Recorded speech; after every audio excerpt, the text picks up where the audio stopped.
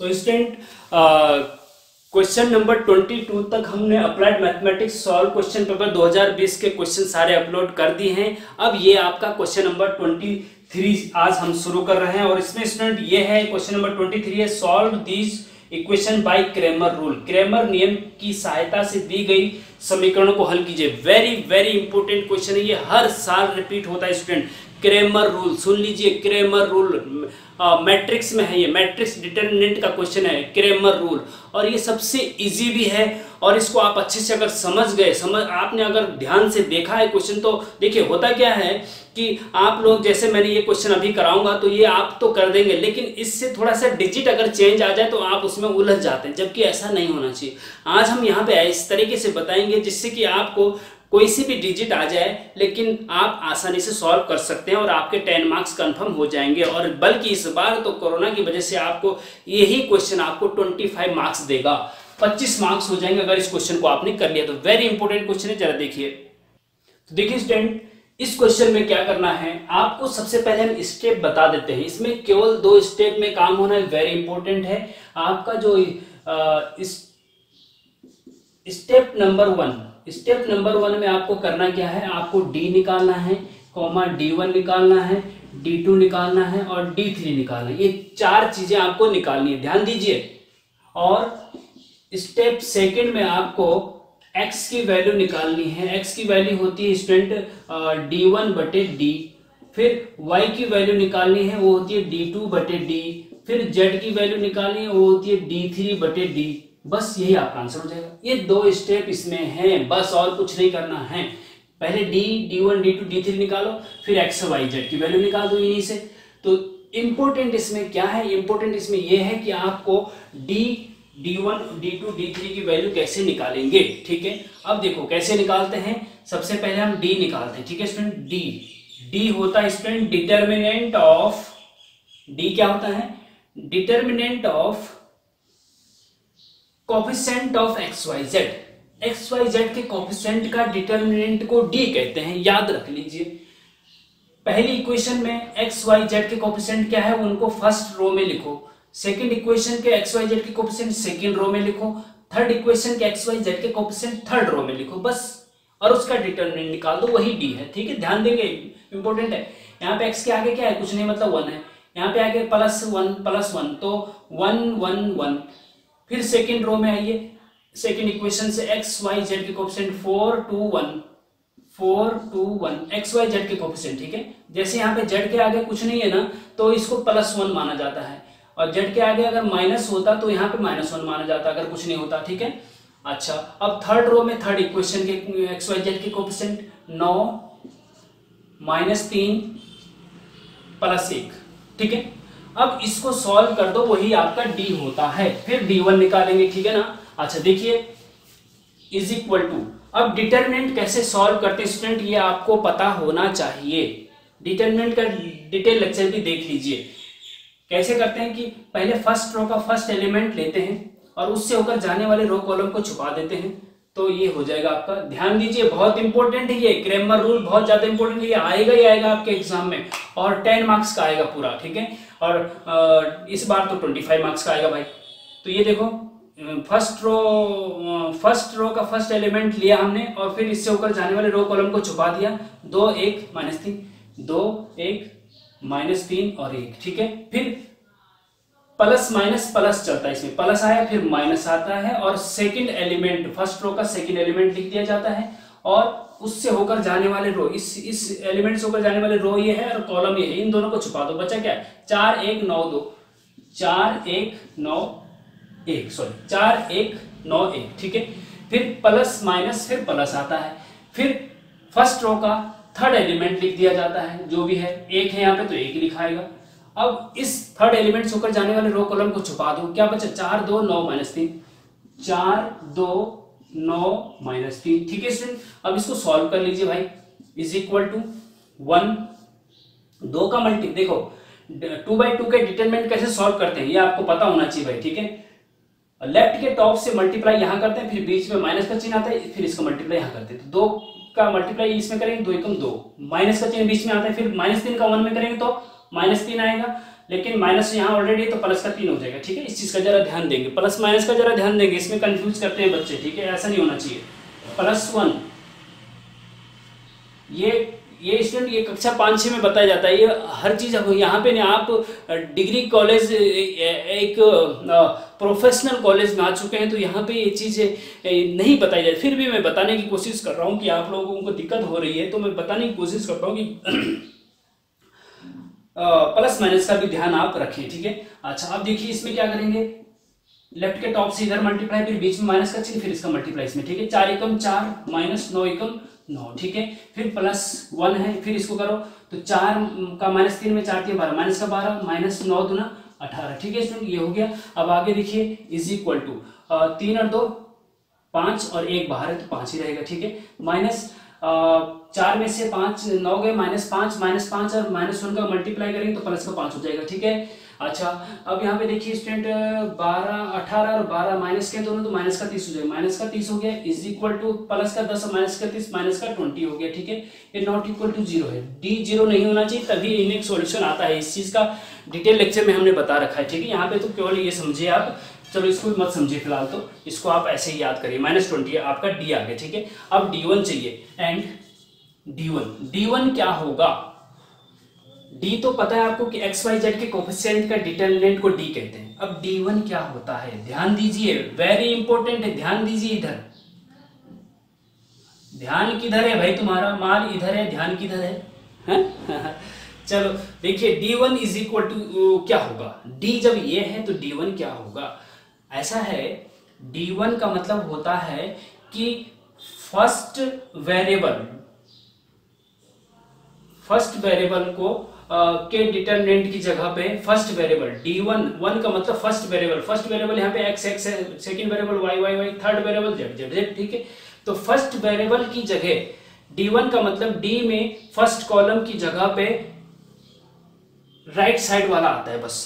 D1 का मतलब first D1 का मतलब D में फर्स्ट कॉलम को हटा दो, D1 का मतलब D में फर्स्ट कॉलम को हटा दो और एज इट इज रखो। लेकिन फर्स्ट कॉलम को हटा देंगे तो क्या 1 इसलिए है कि फर्स्ट कॉलम मतलब फर्स्ट, D1 का मतलब फर्स्ट कॉलम को हटा दो, फर्स्ट कॉलम को हटा दो तो क्या रखिए इसकी जगह पे भाई, उसकी जगह पे राइट साइड वाले जो भी नंबर होते हैं उनको रखना, 8 11 6, तो यहाँ पे 8 11 6 रखेंगे और second third column as it is रहेगा 1 2 -3 1 1 1, ठीक है। बस ये करना है, ये हम मिटा दे रहे हैं, देखो सॉरी D की वैल्यू हम लिख देते हैं यहाँ पे साइड में, D इज इक्वल टू -20 था, ठीक है। अच्छा अब D1 निकालिए भाई, इज इक्वल टू D1 कैसे निकालेंगे, ऐसे जैसे यहाँ पे करना है, फर्स्ट रो का फर्स्ट एलिमेंट लिखो पहले, फिर उससे होकर जाने वाले रो कॉलम को छुपा दो, तो बचा क्या 2 1 -3 1, ठीक है स्टूडेंट, ये हो जाएगा। अच्छा फिर प्लस के बाद माइनस आता है और फिर सेकेंड एलिमेंट लिया जाता है और फिर उससे ऊपर जाने वाले रो कॉलम को छुपा देंगे, तो 11 1 6 1 11 1 6 1 आ जाएगा, प्लस माइनस फिर प्लस आता है जी, और फिर फर्स्ट रो का थर्ड एलिमेंट दिया जाता है 1 और फिर उससे होकर जाने वाले रो कॉलम को छुपा दिया जाता है, तो ये बचा 11 2 6 -3 11 2 6 -3, ठीक है। इसको आप ऐसे करेंगे, जहां पे आपको लग रहा है कि जल्दी हो रहा है तो आप रिवर्स भी कर सकते हैं, इतनी अच्छी फैसिलिटी। देखो हमारे ज़माने में तो ये कुछ नहीं था, हमें बहुत ज़्यादा दूर दूर तक ट्यूशन के लिए भटकना होता था, गुरुजी के पास भटकना होता था, और यहाँ तक कि मिलते भी नहीं थे उस समय, भटक भी लेते लेकिन मिलते भी नहीं थे। आपको आप 21वीं सदी के कितने सौभाग्यशाली लोग हैं, आपको इतने अच्छा मटेरियल आपको घर बैठे मिल रहा है। अगर आप रुद्रप्रयाग के केदारनाथ में कहीं हैं वहाँ पे भी मिल रहा है, और आप बरेली के यूपी बरेली के किसी बहुत दूर दराज के गांव में बैठे वहाँ पे भी आपको ये सब मिल रहा है, तो कितने सौभाग्यशाली, आप उसका फ़ायदा उठाइए, उसकी वैल्यू समझिए। आप अपने मम्मी पापा लोगों से पूछिए कि किस परिस्थिति में लोग रहे हैं, कैसे रहे, दादाजी से पूछिए, ठीक है ना। अच्छा देखिए, चलो जो भी है ध्यान दीजिए, इज इक्वल टू 8। अब इसमें देखिए स्टूडेंट दिस, इसका मल्टीप्लाई यहाँ 2 एकम 2 माइनस, फिर -3 का 1 तो माइनस +3 हो जाएगा, ठीक है स्टूडेंट। फिर -1 और फिर 11 का 1 में 11 -6 का 1 में 6, ठीक है। फिर प्लस का 1 और फिर 11 का -3 में 11 दिए 33 होता है, माइनस का 33 हो जाएगा, -6 दूना 12 हो जाएगा। ठीक है, बीच में माइनस तो आता ही है भाई, है ना। अच्छा चलो, इज इक्वल टू अब 8 3 और 2 5 और 8 5 40। ठीक है, 11 में से 6 गए 5, 5 में से गुणा -1 करेंगे तो -5। ठीक है, और 11 और 33 45 होते हैं स्टूडेंट, और माइनस का 45 तो माइनस का 45। ठीक है ना। अच्छा अब देखिए 45 और माइनस का 5 माइनस का 50 हो गया ना, माइनस का 50 और 40 घटा दीजिए तो माइनस का 10 बचता है। ठीक है, तो D1 आपका यहाँ पे लिख देते चलो हम, D1 आपका क्या है स्टूडेंट, D1 आया आपका माइनस का 10।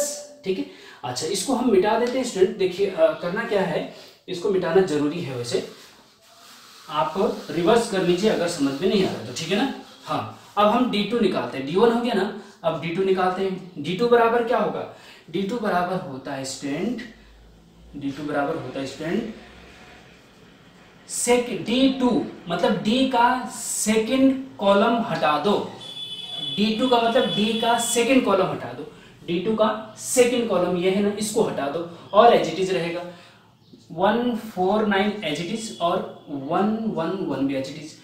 D2 का मतलब D का सेकंड कॉलम, D का सेकंड कॉलम हटा दो, हटा दिया जी। इसकी जगह क्या रखेंगे, ये राइट साइड वाले 8 11 6 जैसे कि फर्स्ट में रखा था 8 11 6 8 11 6। इंग्लिश हिंदी मिक्स हो गया मेरा। हाँ, मैं जब कुछ हिंदी मीडियम वालों को भी बताना होता है, इंग्लिश मीडियम वालों को भी बताना, तो 8 11 6 8 11 6 ठीक है, कोई बात नहीं।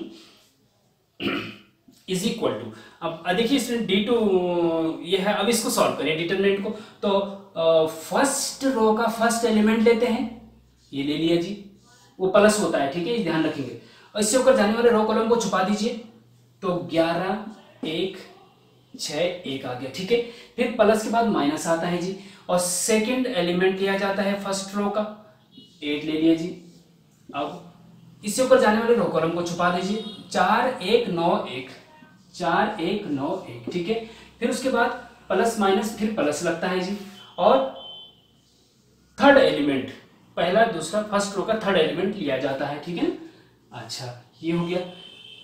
अब यहाँ पे ये छुपा दीजिए, फर्स्ट थर्ड एलिमेंट से होकर जाने वाले रो कॉलम को छुपा दीजिए, 4 11 9 6 4 11 9 6। देखिए ये बहुत ज्यादा इंपॉर्टेंट क्वेश्चन है स्टूडेंट, आपके एग्जाम में ये आना ही आना है। इसको बहुत अच्छे से मेहनत करिए, रिवर्स करते जाइए, रिवर्स करते जाइए, रिवर्स करते जाइए और देखते जाइए, रिवर्स करते जाइए, देखते जाइए। बहुत इंपॉर्टेंट है, इसलिए मैं इस पे ज़्यादा फोकस कर रहा हूँ, क्योंकि अगर इस बार तो 25 मार्क्स आ जाएंगे आपके, अगर ये आपने कर दिया तो, और आएगा, लेकिन थोड़ा सा डिजिट चेंज हो सकती है, उसका जरा ध्यान रखेंगे। हम होमवर्क के लिए भी 1-2 क्वेश्चन यहाँ पे नोट करवा देंगे आपको, उनको आप प्रैक्टिस करेंगे और मुझे कमेंट बॉक्स में बताएंगे कि आपका आंसर सही आया कि नहीं आया। अगर आपको इसमें भी कोई दिक्कत हो रही है, हमें पूछिए कमेंट में, हम आपको क्वेश्चन को आपकी समस्या को समाधान करेंगे। ठीक है। अच्छा देखिए स्टूडेंट, इसको आगे लिखिए 1।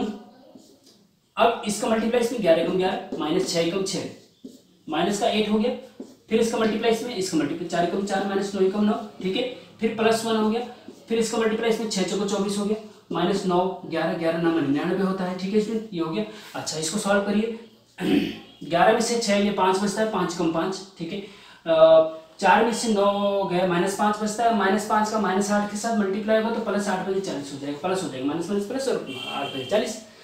और 24 में से 99 घटा दीजिए भाई। अच्छा ऐसा है कि अगर 75 होगा, है ना, 75 होगा तो ये माइनस का 75 रहेगा, माइनस का 75 रहेगा स्टूडेंट। ठीक है ना। अच्छा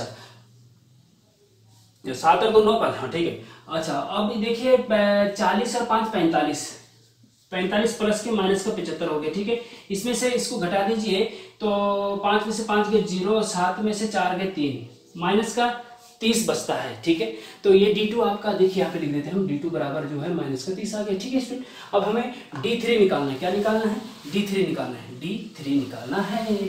तो जरा ध्यान दीजिए, इसको हम मिटा रहे हैं क्योंकि ब्लैक बोर्ड में पूरा नहीं आ रहा, तो इसको मिटाना जरूरी है स्टूडेंट। D3 निकालिए। अब D3 कैसे निकालेंगे? देखिए D3 कैसे निकालेंगे स्टूडेंट? D3 जो है D में थर्ड कॉलम हटा दो। D3 का मतलब D में थर्ड कॉलम हटा दो। थर्ड कॉलम ये है ना, इसको हटा दो। फर्स्ट और सेकंड एज इट इज रहेगा 1 4 9 1 2 -3। थर्ड कॉलम की जगह अगर हटा दे तो क्या रखेंगे भाई? अरे भाई राइट साइड वाले नंबर रख दो, 8 11 6, सब में वही करेंगे। 8 11 6, 8 11 6, 8 11 6। इंग्लिश भी हिंदी मिक्स हो रहा है भाई, कोई बात नहीं भाई, कोई दिक्कत नहीं। आप पढ़ेंगे तो कोई दिक्कत नहीं, आपके समझ में आना चाहिए। हम 8 11 6 बोले, कुछ बोले, है ना। चलो, फर्स्ट रो का फर्स्ट एलिमेंट जैसे कि हर इसमें करते हैं, D1 D2 में करा, ऐसे इसमें भी फर्स्ट रो का फर्स्ट एलिमेंट लिया, उससे होकर जाने वाले रो कॉलम को छुपा दिया, जो बचा है वहां 2 11 -3 और 6 लिख दिया। ठीक है, फिर प्लस के बाद माइनस आता है और फिर सेकंड एलिमेंट लेते हैं, फिर उससे होकर जाने वाले रो कॉलम को छुपा देते हैं। ये देखो छुपा दिया हमने, ये और ये। ठीक है, 4 11 9 6, 4 11 9 6 आगे स्टूडेंट। ठीक है, अच्छा, फिर उसके बाद प्लस माइनस प्लस होता है, फिर थर्ड एलिमेंट लेते हैं 8। ठीक है, इससे ऊपर जाने वाले रो कॉलम को छुपा दीजिए, तो क्या बचा? 4 2 9 -3, 4 2 9 -3। ठीक है स्टूडेंट, यहां तक समझ में आ गया? पसीना आ रहा है कोई बात नहीं, आपकी बैग क्लियर हो जाए तो बहुत बड़ी बात होगी हमारे लिए, हमारी मेहनत सार्थक हो जाएगी। ठीक है, अच्छा देखिए 1 ले लिया आपने, इसका मल्टीप्लाई इसमें 6 गुना 12 -11 दिए 33, तो प्लस का 33 हो जाएगा, क्योंकि माइनस पहले से था ना। इस चीज का ध्यान रखेंगे स्टूडेंट, प्लस माइनस का ध्यान रखेंगे, प्लस माइनस का ध्यान नहीं रखेंगे तो दिक्कत आ जाएगी। हाँ, इस तरह ध्यान रखिए इसका। फिर -1 आ गया, 11 6 चौको 24, -9 11 99। ठीक है, फिर प्लस का 8 आ गया, 4 का -3 में 4 3 12, माइनस का 12, माइनस का 9 दूना 18, माइनस ऑलरेडी था। ठीक है, अच्छा सॉल्व करिए इसको। 12 और 33 स्टूडेंट 45 होता है, 24 में से 99 गए, माइनस का 75 बचता है, और -1 ऑलरेडी, तो प्लस का 75 हो जाएगा गुणा में। हाँ, अच्छा ये आगे क्या हो जाएगा देखो, 18 और 12 कितना होता है? माइनस के दोनों 30 हो जाएगा, और 30 का 8 में मल्टीप्लाई, माइनस का 30 का 8 में मल्टीप्लाई करेंगे तो 8 8 24, 240 हो जाएगा, और माइनस का हो जाएगा। ठीक है, इस चीज को समझने की कोशिश करेंगे। अच्छा ठीक है, कोई बात नहीं। अब आप देखिए स्टूडेंट, 45 और 75 को जोड़ दीजिए, 5 और 5 10 का 0, और 7 और 4 11 और 1 12, 120 और माइनस 240, और 120 में से 240 अगर घटा देते हैं स्टूडेंट, तो आपको क्या मिलेगा? 120 माइनस का मिलेगा कि नहीं, है ना भाई? 120 घटा दो, 20 घटा दो, 220 बचता है, 100 घटा दो 120 बचता है, तो माइनस का 120 रहेगा। तो D3 आपका स्टूडेंट, आपका D3 जो आया है वो आया है माइनस का 120। ठीक है, अब हम इसको भी मिटा देते हैं, और इसको भी मिटा देते हैं, और इसको भी मिटा देते हैं। ठीक है, कोई दिक्कत नहीं। अब देखिए स्टूडेंट, सेकंड स्टेप हमने क्या बताया था? Therefore x is equal to क्या था? x इज इक्वल टू था स्टूडेंट d1 बटे d।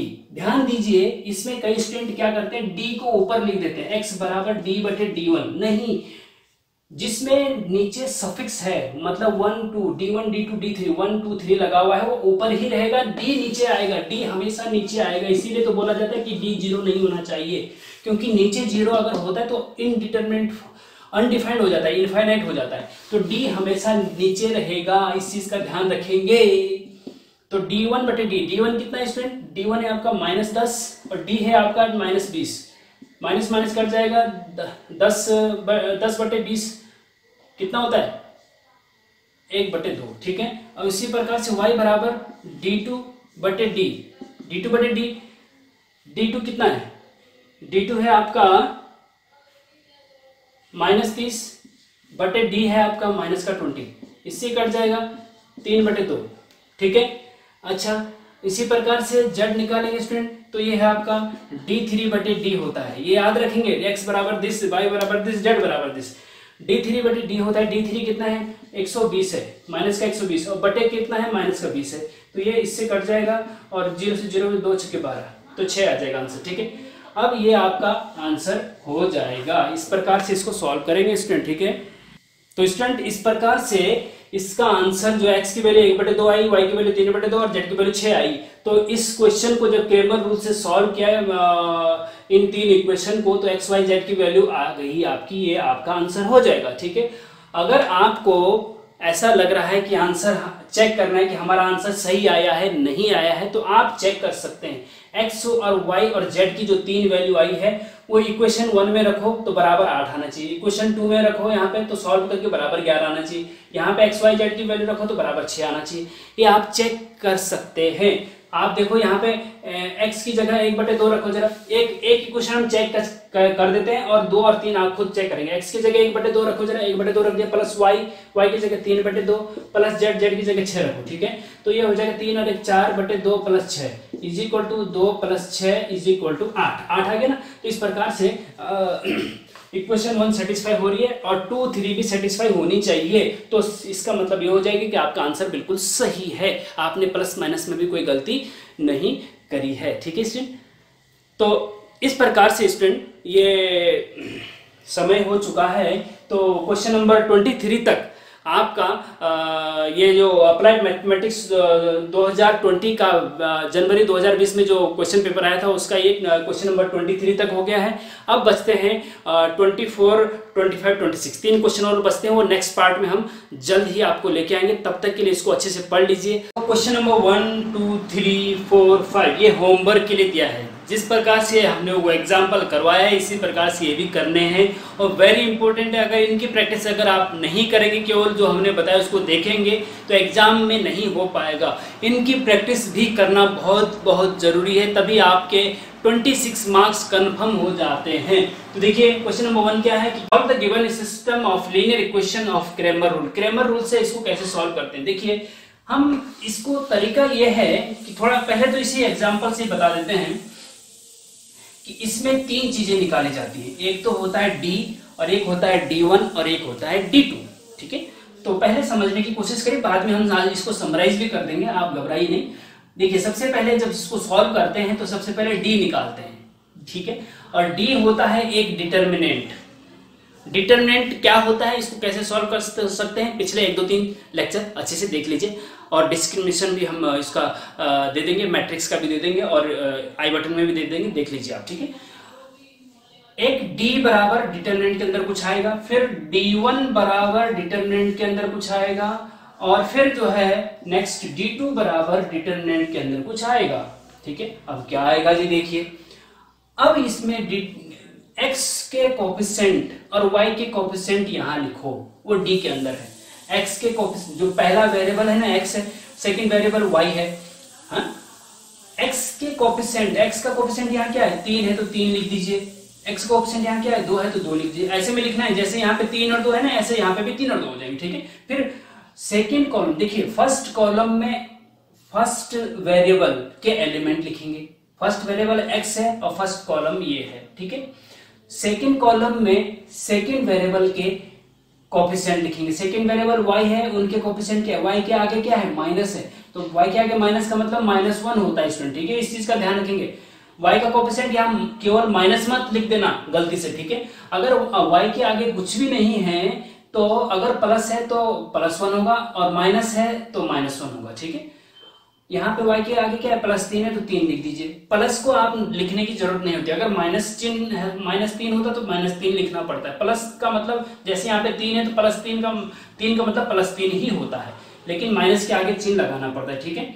ये समझ में आ गया। डी कैसे लिखा हमने, x के कोफिशिएंट और y के कोफिशिएंट ऐसे में लिख दीजिए, ठीक है।